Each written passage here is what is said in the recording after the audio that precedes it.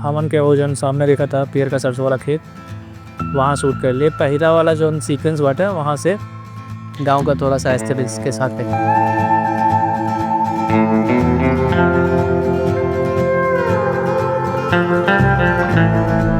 So I quit everything again, और जहाँ से शुरू किया था इसी धरती पे वापस आ गया हूँ, सब कुछ वापस रीबिल्ड करने ब्रिक बाय ब्रिक। अच्छा, कुछ लोगों के लिए ये हो सकता है कि बड़ा दुखदाई हो, मेरे लिए भी था। इनिशियल फेज में 7 दिन तक मैं बेड से उठ नहीं पाया था जब मेरे साथ ये घटना हुई कि मुझे घर वापस आना पड़ा। तो ये सब कैसे हुआ, और इस साल मैंने बहुत सारे अचीवमेंट्स करे और बहुत सारी अप्स एंड डाउन्स देखे और बहुत सारी गलतियां करी, बहुत सारी चीजें सीखी जो मुझे ऐसा लगता है कि स्क्रीन के उस पार बैठे तुम्हारे लिए एक अपर हैंड होगा अगर तुम ये पूरी कहानी को सुनोगे। इससे अच्छे पॉइंटर्स अपने लाइफ के लिए नोट डाउन करोगे। तो पेन और पेपर लेके बैठ जाओ। सो बाल बड़े हो चुके हैं और मैं थोड़ा और मैच्योर दिख रहा हूँ, अपीयरेंस वाइज भी और इंटेलेक्चुअली भी। And also I become a yogi. Why I become a yogi, ये एक टॉपिक है जिसके बारे में हम चर्चा करेंगे अच्छे से एक अच्छे वीडियो के साथ। ऑल्सो जब मैंने शुरू करा था तो मैं यही सोचता था कि एक होता है ना नेक्स्ट बिग थिंग। शहर या गाँव, यदि कहीं से भी कोई भी लड़का यूट्यूब करना शुरू करता है तो उसके दिमाग में बस एक ही ख्याल होता है कि उसे यूट्यूब का नेक्स्ट बिग थिंग बनना है। पर आज के टाइम पे इतनी भीड़ है, आज से 4 साल पहले 1 लाख 1 मिलियन के बराबर रहता था, लेकिन आज जो समय है उसमें 1 लाख 1.5 लाख 2 लाख बहुत आसानी से लोग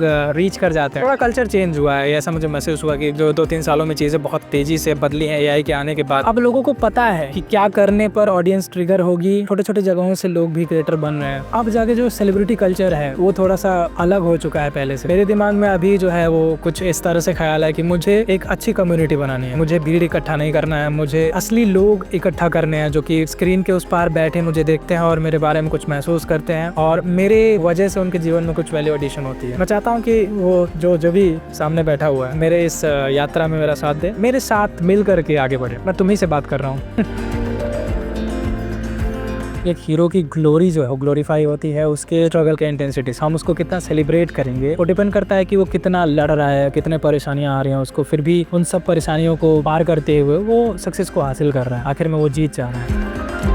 एक रूम में 8 से 12 घंटे, 12 क्या 16-17 घंटे हम लोग काम करते थे दिल्ली में। हम लोग क्या, मैं अकेले ही काम करता था, मैं अकेले ही रहता था दिल्ली में। वो डिप बार का खरीदना, मतलब कैलिस्थेनिक्स ने ही मुझे जिंदा रखा था। मेरा जो जुगाड़ू पुलअप बार था किचन में वो मुझे जिंदा रखा था, नहीं तो मैं मेरा जो जीवन था वो पूरी तरह से एक रूम में बैठ करके टेबल पे दिन भर। मैंने बस सोच लिया कि भाई ये चीज अब मेरे से नहीं होगी। मुझे क्लाइंट ढूंढने में भी मजा नहीं आ रहा था, मुझे रेफरेंसेस के साथ सही से शो अप करने में भी मजा नहीं आ रहा था। तो मैंने फिर सोचा कि भाई मुझे अपने 4 पार्टनर्स के साथ मिल करके एजेंसी मॉडल पे शिफ्ट होना है, video agency, video production agency model पे शिफ्ट होना। मुझे हमेशा से ही फिल्म मेकिंग करनी थी, किसी तरह से वीडियो एडिटर बन गया था। मैं उसको बुरा नहीं मानता हूँ, मैं इससे आपको डिमोटिवेट नहीं कर रहा हूँ कि वीडियो एडिटिंग बुरा है। जो भी कर रहा है वो बहुत अच्छा कर रहा है, बहुत क्रेजी कर रहा है। एडिटिंग जो होती है वो किसी भी फिल्म, किसी भी डॉक्यूमेंट्री या फिर एक यूट्यूब वीडियो की आधी जान होती है। तो कुछ भी मैं गलत नहीं कर रहा हूँ, किसी तरह से डिमोटिवेट करने की कोशिश नहीं कर रहा हूँ कि भाई तुम अगर वीडियो एडिटिंग करते हो तो बुरा है, कितना चूतिया जॉब है, ऐसा कुछ भी नहीं है।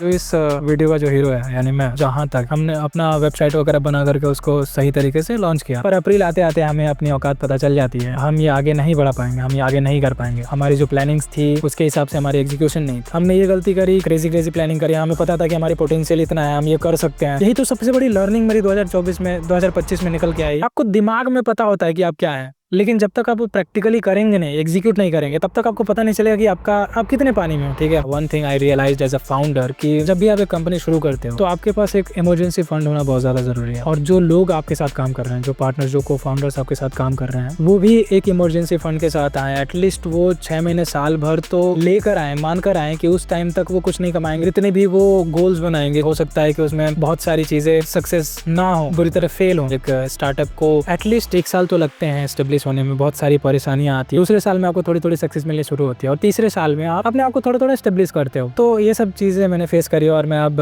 सोलोप्रेन्योर इसको स्टार्ट भी करने वाला हूँ। वो सारा कुछ मैं एंड में बताऊंगा कि मैं कैसे कैसे क्या चीजें कर रहा हूँ।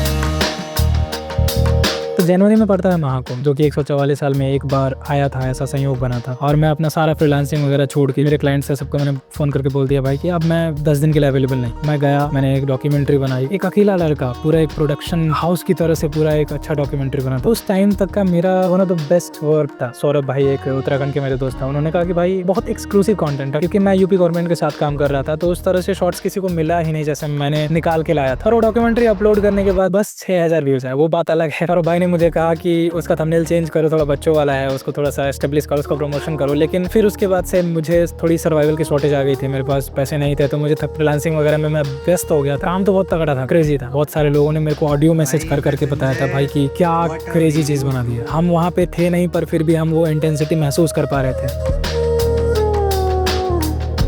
Now comes a twist. मार्च के महीने में महाशिवरात्रि पड़ती है और उस टाइम पे भावेश सर, जो कि मेरे one of the favourite spiritual influencer में से एक है, वो मेरी महाकुंभ की वीडियो देखते हैं, डॉक्यूमेंट्री देखते हैं, और उनके जो मैनेजर हैं वो मुझे कॉल करती हैं डायरेक्टली। हार्ट भाई ते हार्ट खराब करता है, अब नहीं चलता रहा है। जब भाई लेते एकदम धुआं होके लगल है। महाशिवरात्रि के टाइम पे भावेश सर मुझे बुलाते हैं अपने पास। वो मुझे अप्रिशिएट करते हैं कि भाई तुमने बहुत अच्छा काम किया है, अकेले के दम पे इतना बढ़िया डॉक्यूमेंट्री बना, जहाँ पे करोड़ों लोग आए थे, उस भीड़ में तुम जा करके वो सारी चीजें अकेले बनाते हो। हाँ, लगा कुछ ग्रेट किया है भाई, और उनके अप्रिशिएशन से लगा कि कुछ बढ़िया किया, क्योंकि अभी तक तो 6000 व्यूज मिले थे मुझे शाबाशी के नाम पे, 2-4 लोगों के मैसेज मिले थे। तो अभी एक बड़ा फिगर मुझे अप्रिशिएट किया, तो मुझे बहुत अच्छा लगा उस चीज के लिए।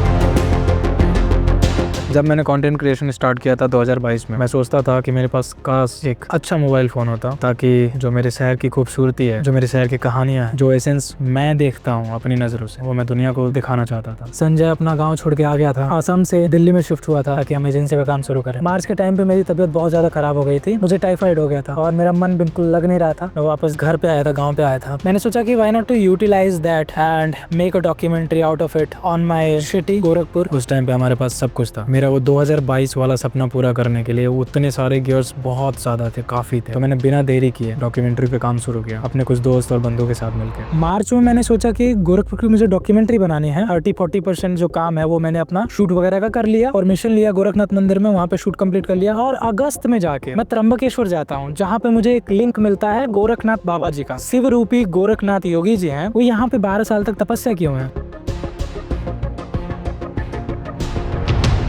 मार्च अप्रैल तक हम लोग ठप हो गए थे, सब लोग अपने अपने काम में व्यस्त हो गए थे, जितने भी को फाउंडर्स थे। तो उस टाइम पे सर ने हमें ऑफर दिया कि क्या तुम हमारे साथ फ्रीलांसिंग वाले प्रोजेक्ट्स कर सकते हो फ्यूचर में। तो मैंने कहा क्यों नहीं सर, फॉर श्योर। सर जो करते हैं कहीं ना कहीं हमेशा से मेरे को अपनी ट्रेडिशन, अपने इंडियन कल्चर, मुझे अपने सच मतलब मेरे जीवन के सच मुझे ढूंढने थे। तो कहीं ना कहीं वो चीजें वो ऑलरेडी कर रहे हैं और मुझे लगता है कि अगर उनका काम होगा तो मेरा काम होगा। मुझे अवेयरनेस फैलाना है, सच ढूंढना है, इंडियन कल्चर को सेव करना, प्रिजर्व करना है, कि लोग जो भूलते जा रहे हैं अपने कल्चर को। मैंने झट से हाँ बोल दिया भाई कि मुझे सर आपके साथ फ्रीलांसिंग करनी है, कोई बात नहीं है, एजेंसी गए हम थोड़ा साइड में कर लेंगे, हम कुछ टाइम के लिए बाउंस बैक करना था। मैंने सोचा था कि इसके बाद ही मैं तुरंत सोलोप्रेन्योर करूंगा, इरादा बदल दिया। तो ये हुआ पूरा वारदात।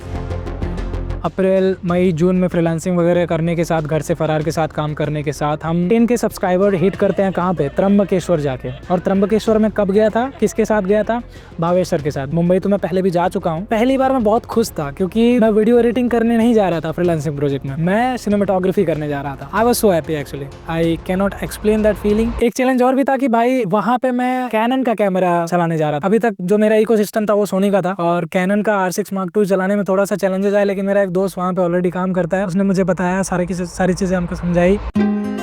तो अगस्त जो है वो त्र्यंबकेश्वर में जाता है अपना पूरा। वहाँ के जो मेन पंडित हैं, जो वहाँ पे ज्योतिर्लिंग की अभिषेकम करते हैं, जो वहाँ पे पूजा करते हैं, वो हमें बुलाते हैं अपने घर पे। हमें ऐसे ऐसे बड़े बड़े पर्सनालिटीज का पॉडकास्ट लेने का मौका मिलता है। मतलब मुझे नहीं, सर ने ही किया, लेकिन मैंने शूट किया। राजेश दीक्षित जी, जो कि बड़े बड़े साइंटिस्ट को काउंसिल करते हैं, जो कि यहाँ स्पिरिचुअलिटी पे थोड़ी रिसर्च वगैरह करने आते हैं। तो अगर असल मायनों में देखा जाए तो त्र्यंबकेश्वर ने पूरी तरह से चेंज कर दिया जो थॉट प्रोसेस था, सैविज्म वगैरह क्या है, शिव तत्व क्या है। अभी तक मैं भक्ति योगा से जुड़ा हुआ था, मेरे परिवार जो है वो थोड़ा जय गुरुदेव वाले में थे। मैं उतना मानता नहीं था क्योंकि भाई मैं मानता नहीं हूँ, मैं जब तक जानूंगा नहीं तब तक मानूंगा नहीं, मेरा यही था बचपन से ही। सर्टेन शिफ्ट आया मेरे लाइफ में, त्र्यंबकेश्वर में ऐसे ऐसे लोगों से मिला और मैं धीरे धीरे अपने जो सवाल थे, जो मेरे अंदर दबे हुए थे, मैं किसी से पूछता नहीं था, मैं किसी से जाहिर नहीं करता था, क्योंकि सही लोग भी नहीं मिलते थे कि भाई इनसे पूछा जाए वो सवालों के जवाब, भगवान है कि नहीं, क्या है, ये सारी चीजें, हमारे जीवन का लक्ष्य क्या है, हम पृथ्वी पे क्यों है, ये सारी चीजें। वहाँ पे जाके राजेश दीक्षित जी को मिलके, भावेश सर को मिलके, साईं प्रवीण मैम को मिलके, वहाँ के पंडितों से मिलके मेरे अंदर वो अध्यात्म का जो कीड़ा था वो धीरे धीरे आया, और जो क्वेश्चन वाला कीड़ा था कि भाई मुझे मानना नहीं है, पहले जानना है, तब जाके मुझे उसमें मानना है। एक्सपीरियंस बेस्ड, एक्सपीरियंशियल नॉलेज मुझे गेन करनी है। तो पहला अगस्त का जो है त्र्यंबकेश्वर से शुरुआत होता है एकदम बूम। मैं थोड़ा योग वगैरह में आ जाता हूँ, साधना वगैरह शुरू होती है मेरी। अभी तक मैं जपम नहीं करता था, नाम दान मुझे मंत्र वगैरह मिल चुका है बचपन में ही, लेकिन मैं करता नहीं था। बट यहाँ पे आने के बाद मैंने नाम वगैरह जपना शुरू किया, मैं ध्यान करना शुरू कर दिया, मैंने मेडिटेशन वगैरह करना शुरू कर दिया। ऑल्सो मैंने त्र्यंबकेश्वर में गिम्बल चलाना सीखा। उसी दौरान हम अंजनेरी पर्वत गए। लोकल का मानना है कि यहाँ पे हनुमान जी का जन्म हुआ। फिर कृष्णेश्वर ज्योतिर्लिंग और जो बचपन की हिस्ट्री की किताबों में पढ़ा था, एलोरा का केव, अजंता का केव, वो भी देखने मिला उस टाइम। उसके साथ हमने कैलाश टेम्पल को भी एक्सप्लोर किया। भावे सर के साथ फ्रीलांस करते करते मुझे एक बहुत अच्छा मौका मिला श्री श्री रविशंकर जी का पॉडकास्ट करने का। मेरे पास कोई फोटो वगैरह तो नहीं है, पर मेरे पास एक आईडी है जिसके थ्रू मैं कह सकता हूँ कि भाई मैंने ये पॉडकास्ट रिकॉर्ड करा है। काम में इतना हम खो जाते हैं जब भी हम काम करते हैं, मैं और मेरा एक दोस्त है ऋषि, तो हम भूल जाते हैं कि हमें ये सब चीजें अपनी मेमोरी के लिए रिकॉर्ड करना है।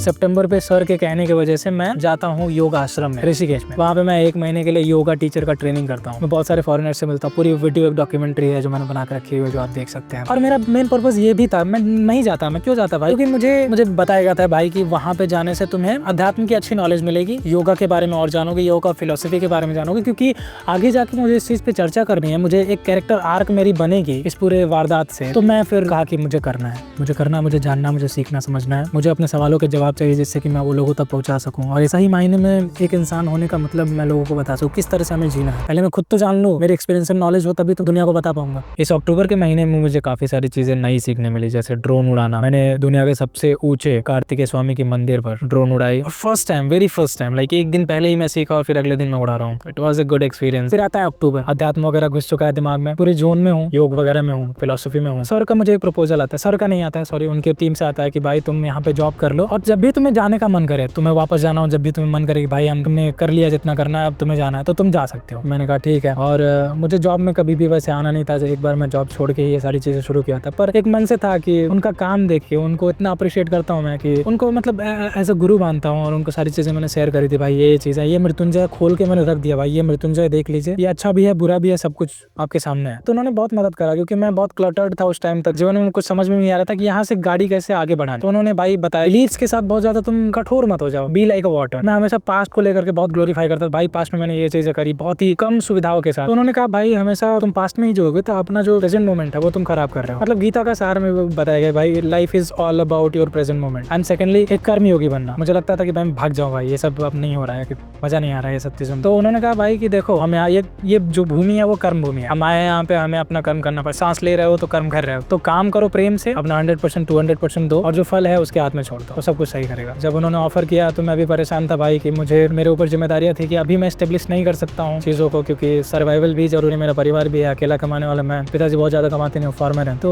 वहाँ से फिर मैंने सोचा कि भाई मुझे जॉब कर लेनी चाहिए। लगा कि मुझे 100% इस कंपनी में देना है, 1-1.5 साल तक मुझे काम करनी है, अपने आप को जानना है, इस कंपनी को आगे बढ़ाना है। और अक्टूबर में मैं as a assistant creative manager वहाँ पे हायर होता हूँ। एक बहुत बड़ी पोस्ट है, बहुत बड़ी जिम्मेदारी है। तो अगस्त में जब मेरे 10,000 सब्सक्राइबर्स कंप्लीट हुए थे, तो मुझे लगा था कि मुझे अब पीछे मुड़ के देखना नहीं है, पर दिल्ली में रहने के कारण सर्वाइवल भी जरूरी है, इसकी वजह से एटलीस्ट 20-25 हज़ार रुपए खर्चे हो जाते हैं जब आप दिल्ली में रहते हो तो महीने के। मैं थोड़ा VIP तरीके से भी रह रहा था, मेरी गलती है। जब मैं घर पे आया था मुझे समझ में आया कहीं ना कहीं एक गलती वो भी थी कि जिसके वजह से जो हमेशा से एक गोल था एक्चुअली में, जब मैंने शुरू करा था मैंने सोचा था कि जब कभी भी मेरा YouTube चैनल मोनेटाइज होगा मैं सब कुछ छोड़ दूंगा और फुल फोकस्ड होकर अपने कंटेंट क्रिएशन वाली जर्नी पे लग जाऊंगा। वो जो कमिटमेंट था वो हम अपने सर्वाइवल के चक्कर में, लोकेशन के चक्कर में, क्योंकि हम दिल्ली में रहते थे, मेट्रो सिटी में रहते थे, इसके चक्कर में वो जो गोल था वो कॉम्प्रोमाइज हो रहा था। और अब एक जॉब की वजह से वो कॉम्प्रोमाइज हो रहा है। मैंने सब कुछ दाव पे लगा दिया उस जॉब के लिए, क्योंकि सर के उद्देश्य से, उस कंपनी, उस आदिवेदा के उद्देश्य से अलाइन करता था। उनका काम मुझे लगता था मेरा काम है, मेरा भी उद्देश्य था कि मुझे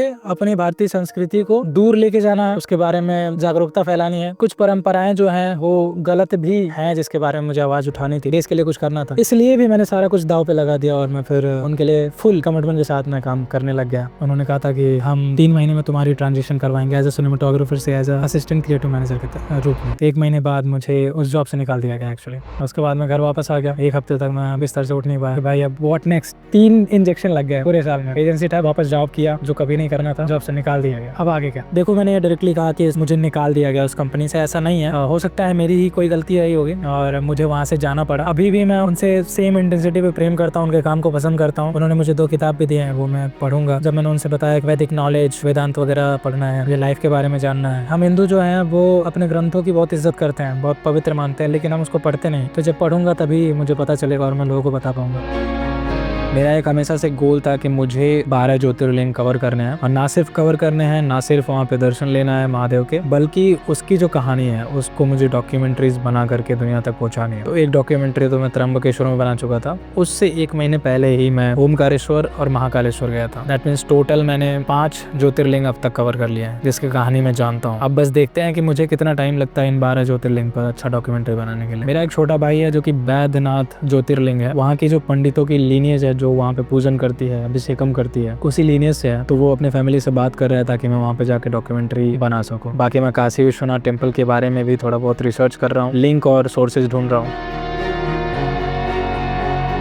तो ये जो मेरा असिस्टेंट क्रिएटिव मैनेजर का जॉब था, मेरा एक कह सकते हैं कि ड्रीम जॉब था। मैंने सोचा भी नहीं था कि यार भाई क्रिएटिव मैनेजर का पोस्ट मुझे मिलेगा। मैं वापस आ गया घर पे और मैं इतना परेशान था, इतना तकलीफ में पड़ गया था, मेरी तबीयत बहुत ज़्यादा खराब हो गई थी। 7 दिन तक मैं बेड से उठ नहीं पाया था। मुझे बहुत चिंता हो रही थी कि भाई अब आगे क्या, किस तरह से मुझे इसको नेविगेट करना है। मेरा पूरा लाइफ खराब होते हुए मुझे नजर आ रहा था। जहाँ से मैंने शुरू करा था अब मैं वहीं पे आ गया था। और मुझे एक बात समझ आई कि प्रारब्ध वाली बात, इस जगह से कुछ यहाँ पे मेरा कर्म जुड़ा हुआ है, यहाँ से ही करके मुझे आगे बढ़ना है। मुझे समझ में आया 7-8 दिन बाद जब मैं उठा, मैंने ये कमिटमेंट किया कि भाई यहाँ से मुझे चीजें बड़ी करनी है, आगे बढ़ानी है। ये जो माई ईयर 2025 की वीडियो है, ये एक kind of roller coaster vibe देगी आपको कि मैं अपना पूरा कहानी भी बता रहा हूँ जीवन का, और साथ साथ मैं आपको पूरा गांव भी घुमा रहा हूँ। तो मैंने आपको दिखाया सरसों का खेत, मैंने पानी की टंकी दिखाई, भट्ठा दिखाया, मड़ई दिखाई, पेड़ दिखाया। इसी संदर्भ में मैं बात करना चाहूंगा जो लास्ट के नवंबर दिसंबर की बात है। जब मैं यहाँ पे आया, मेरे दिमाग में बस एक सवाल परेशान कर रहा था मुझे बार बार कि मुझे आगे क्या करना है। मुझे एक बात समझ आई कि अब मुझे लेकर आया गया है घर पे। जब मैंने यहाँ से कंटेंट क्रिएशन की जर्नी शुरू करी थी, तो अब मुझे यहाँ से फिर से वो कंटेंट क्रिएशन की जर्नी शुरू करनी है। वो मुझे खुद ही सौंपा गया। मुझे ऐसा लगा कि नेचर ने मुझे कहा भाई तुम यहाँ से शुरू करो, इसको आगे बढ़ाओ। और गुरुजी ने मेरे को ये कहा था कि in order to be a master of something you will have to choose a single thing, you will have to prioritise. मेरे लिए अभी प्रायोरिटी के रूप में मेरा कंटेंट क्रिएशन आता है, और सेकेंडरी प्रायोरिटी के रूप में वो हमारी एजेंसी है। उसके बाद हमारे जो हॉबीज हैं वो सारी चीजें। यू वोंट बिलीव मी अगर मैं कहूँ आपसे कि बियर बाइसेप्स का जो सीईओ है मनीष जी, उनसे मैं मिला, उनसे मैंने बातचीत करी। बहुत सारी चीजें हमें समझ में आया कि सोशल मीडिया कैसे काम करता है, कंटेंट क्रिएशन का जो इंजीनियरिंग होती है, पूरी रोड मैप होता है, उन सब के ऊपर हमने चर्चा करी। एक टीम के साथ काम करने का एक एक्सपीरियंस जो होता है। अभी तक मैंने एजेंसी में अपने टीम के साथ काम किया था, बहुत सारे एडिटर्स के साथ काम किया था, पर एक फुल फ्लेज कंपनी में जब मैंने काम करा तो मुझे बहुत सारा नॉलेज हुआ, बहुत सारा एक्सपीरियंस हुआ। जब मैं गांव आया था तो मैंने ये डिसाइड किया that it is time to do something great from this land, जो हमारी कर्म भूमि रही है। अभी तो हमें कहा जाएगा कि small town boy in a big arcade. तो कमबैक की तैयारी के लिए हम मतलब एक नया नींव रखने जा रहे थे। तो हमने सोचा कि काशी चलते हैं, बनारस चलते हैं। लिस्ट में सबसे ऊपर कहीं घूमने जाने की बात हो तो प्रेम से सबसे ऊपर आता है बनारस की बात। तो मैं और मेरा दोस्त हम बनारस गए, काशी विश्वनाथ जी के दर्शन लिए। वो पूरी डॉक्यूमेंट्री हमने बनाई है जो हम अपलोड करेंगे हाल फिलहाल में। हमने वहाँ पे रील्स वगैरह शूट किए, प्रॉपर पूरा स्ट्रक्चराइज किया कि अब हमें आगे किस तरह से काम करना है, कैसे हमें कंसिस्टेंट रहना है, जो चीजें हमें रोक रही थी अभी तक उसे हमें कैसे फुलफिल करना है और आगे बढ़ना है। गांव में हम लोग वीडियो बना रहे हैं और इधर हमारे भाई हैं अनुराग भाई, और इस तरफ हम हैं दूसरी छत पे। एक छत पे उधर शूट हो रहा है। गांव में समस्या ऐसी उत्पन्न होती है, ठंडी का टाइम है, इधर नीचे कौड़ा उड़ा चल रहा है और हमारा शॉट खराब हो गया, बीच में हमें रोकना पड़ा। इधर धुआं पूरा फैला हुआ है। कॉर्पोरेट की हार्श ट्रूथ है, सारे कॉर्पोरेट की नहीं पर बहुत सारे कॉर्पोरेट की, बहुत एक्सपीरियंस की बात बोल रहा हूँ, पूरे साल की एक लर्निंग में से एक है। देखो जो हम जैसे एम्बिशियस क्रिएटिव लड़के होते हैं उन्हें हायर ही इसीलिए किया जाता है, उनकी क्रिएटिविटी का इस्तेमाल किया जाए। आपको हायर तो उस एम्बिशियसनेस, आपके विचारों के लिए, आपके अलग सोच के लिए किया जाता है, लेकिन उसे अच्छे से तरीके से उसका इस्तेमाल लिया नहीं जाता जिससे कि आपको एक हेल्दी एनवायरनमेंट मिले, जिससे आप और ग्रो हो सके। इंडिया के काफी सारे क्रिएटिव लोग इसी चीज की वजह से बहुत ज्यादा मार खाते हैं, क्रिएटिविटी उनकी मर जाती है जाके ऐसे कंपनी में काम कर। This is the right time to stand up, work for your dream, work for your inner quest. एक अभी रिसेंटली मैंने एक इंटरव्यू देखा था, बढ़िया एक्टर है, उन्होंने कहा कि आप चीजों को जिंदा रखो, अपने अंदर की आग को जिंदा रखो सर्वाइवल के साथ, क्योंकि अगर हम छोटे घर से आ रहे हैं तो सर्वाइवल का ख्याल रखते हुए अपने अंदर को, इनर क्वेस्ट को जिंदा रखना है। और जब भी हमें मौका मिले खड़े होने का, हम खड़े होकर के अपने असल काम में जो हम करना चाहते हैं देश के प्रति, या फिर जो भी होता है इनर क्वेस्ट मेरे लिए होता है कि भाई समाज के लिए कुछ अच्छा करना है, फिर देश के लिए कुछ करना है, तो उस तरह से जो भी आपके आर्ट प्रोजेक्ट्स हों, आपके पैशन प्रोजेक्ट्स हों, वो आप करें और आगे बढ़ें। इसको समराइज करते हुए मैं बस इतना कहना चाहूंगा कि क्या जी शुई थी, तो इस वीडियो को समराइज करते हुए मैं बस इतना कहना चाहता हूँ, आप कहीं पर भी हैं लाइफ के सिचुएशन में, आप अपने अंदर के आर्टिस्ट को कभी ना भूलें, अपने अंदर के एक जो क्रिएटिव इंसान है उसको खत्म ना होने दे पूरी तरह से। और अगर आपके लाइफ में परेशानियां आती हैं, भले ही कितनी बड़ी हो, पर आपको उनसे कोप अप करके उनके लिए नए रास्ते ढूंढने हैं जिससे आप आगे बढ़ते रहें। 2026 का स्वागत हम कुछ इस तरह से करना चाहते हैं कि हम कंटेंट क्रिएशन एकदम जोर शोर से करेंगे, अच्छे काम करेंगे जो हम हमेशा से चाहते थे। हमने परिवार से भी बात किया भाई कि थोड़ी देर रुक जाओ, as an editor, as a cinematographer, as a creative person. हमने दूसरे इन्फ्लुएंसर्स, बड़े बड़े लोगों का काम करके उनके लाइफ में वैल्यूएशन करी, उनके काम को आगे बढ़ाया। अब वक्त है कि हम खुद के लिए काम करें। If you want to survive in your life as an artist, you will have to monetise your passion. That's exactly what I will do in 2026। है ना स्वीटी? डरात नहीं पड़ू, डर नहीं लगता। अब देखो, मुझे ऐसा लगता है कि इस वीडियो के बाद मैं कभी भी वापस इस तरह का पर्सनल टॉक वाली वीडियो नहीं बनाऊंगा। ये आखिरी है, क्योंकि यहीं से मैं सबको सेम पेज पे लेके आ रहा हूँ कि भाई अभी तक क्या हुआ, कैसे हुआ। क्योंकि अब इसके बाद से मुझे समराइज करने की जरूरत नहीं पड़ेगी, क्योंकि मैं 4-5 महीने तक गायब नहीं रहूंगा। अब प्रायोरिटी हो चुकी है कंटेंट क्रिएशन, तो आप सारी चीजों, सारे अपडेट से आप वाकिफ रहोगे। और चूंकि मुझे अपना पूरा यूट्यूब चैनल री इन्वेंट करना है, अपनी नीश जो है वो एस्टेब्लिश करनी है, लोगों को कोई भी कंफ्यूजन नहीं होना चाहिए कि अभी तक ये कर रहा था, अभी ये कर रहा है, ये कर रहा है। आपको धीरे धीरे समझ में आएगा कि मैं क्या करने की कोशिश कर रहा हूँ। अभी जब वापस आ चुका हूँ, कंटेंट क्रिएशन स्टार्ट करा है, तो मुझे थोड़ा सा कुछ क्रेजी करना है। अब तो बवाल मचाना है, तो इस वजह से मैं वो तरीके ढूंढ रहा हूँ जिससे कि बवाल मच सकता है। मैंने डॉक्यूमेंट्री बनानी वापस से शुरू कर दी, क्योंकि मैं गोरखपुर वापस आ चुका हूँ, तो मैं उस गोरखपुर डॉक्यूमेंट्री को एपिक बनाऊंगा। बहुत सारे लोगों के इंटरव्यूज लिए, गोरखपुर यूनिवर्सिटी के जो प्रोफेसर वगैरह हैं। अब मेरा जो गोल था वो था रवि किशन जी, जो हमारे गोरखपुर के सांसद हैं, उनका इंटरव्यू लेना। अगर हम बना ही रहे हैं तो एड़ी चोटी का जोड़ लगा दें। और मेरा एक मैनिफेस्टेशन है कि भाई किसी भी तरह से मैं उनका बाइट लूँ या फिर इंटरव्यू लूँ, उनको इंक्लूड करूँ। मेरा एक गोल है इस बार लिमिट पुश करना है। सब छोड़ के वापस आए हैं तो भाई कमबैक स्ट्रांग होना चाहिए। जो भी पॉसिबल चीजें हो सकती हैं उससे पार जा करके, जो बियॉन्ड एग्जिस्टेंस की चीजें हैं, जो कभी सोच भी नहीं सकता हूँ, जो कभी हो नहीं सकती हैं, वो सोचना है, वो करना है, वो करने की कोशिश करनी है। और आपको पता ही है कि जो मैनिफेस्टेशन होता है वो 3 चीजों से मिलके बना होता है। मनसा मतलब मन में सोचना, दृढ़ निश्चय करना। वचना मतलब कहना, एक फ्रिक्वेंसी छोड़ना नेचर को। तीसरा उतना कर्म करना, उतने एफर्ट्स लगाना, फिर जाके वो चीज मैनिफेस्ट होती है, वो साक्षात्कार रूप में वो आपके लिए होती है। प्रयास तो रहेगा, प्रयास है, प्रयास जारी है।